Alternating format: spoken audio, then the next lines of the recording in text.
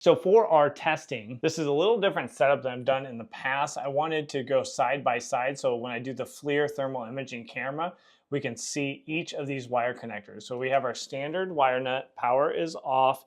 I'll show you the pre-twist, nothing too fancy, just a very common DIY pre-twist. And then we have our Wago 221 in the middle. Now this is the 613 that goes up to 10 gauge. And then we have the Harbor Freight or the Pittsburgh brand or the Vanguard brand. And then what we're really looking at is what is the overall temperature in this connector and how does that compare to our standard wire nut. All right, we'll go ahead and crank on our space heaters. This one to max. This one I'm gonna go to 1300 watt setting, and our third one, I'll crank this guy all the way up. Now I'll take those heating elements a second to turn on, and then we'll get an idea of what we're actually running over here.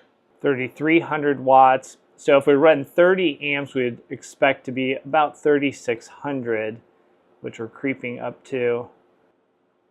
All right, so it looks like we'll be around 3700, and then it does start to stabilize here.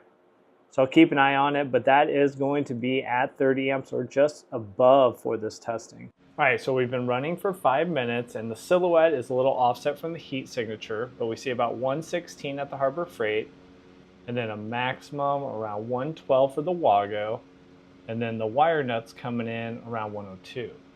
All right, so there's 5 separate intervals, 5 minutes for each interval. So I ran for 25 minutes at that 30 amps, or actually a little bit above. So if we look at this at 5, 10, 15, 20, and 25 minutes, you'll see the column for wire nuts in degrees Fahrenheit, Wago 221, Harbor Freight, and then a design max I put out there. You can see the line graphs there. The wire nut, for all of my different testing I've done, the wire nut is always the best. It has the least amount of resistance there, so the least amount of heat, or at least from the outside of the wire nut, it does not transfer that heat out. So maybe there's some escaping from the bottom, but it is always the lowest temperature from when I've tested versus lever nuts.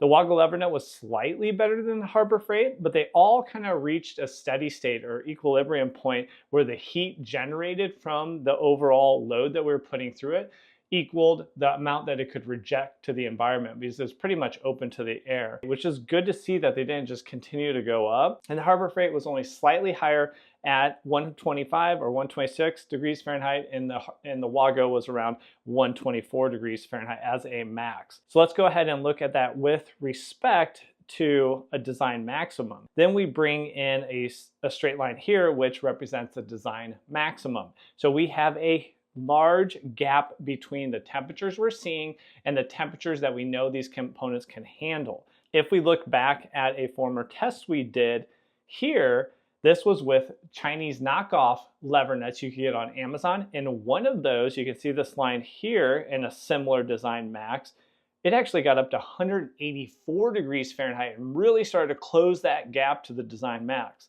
So it doesn't always happen this way, but in this case, Wago and Harbor Freight, I would say, performed really well. So after looking at the features and doing the testing, I was pretty surprised, honestly, with the performance of the Harbor Freight, and that it really was neck and neck with the Wago lever nut.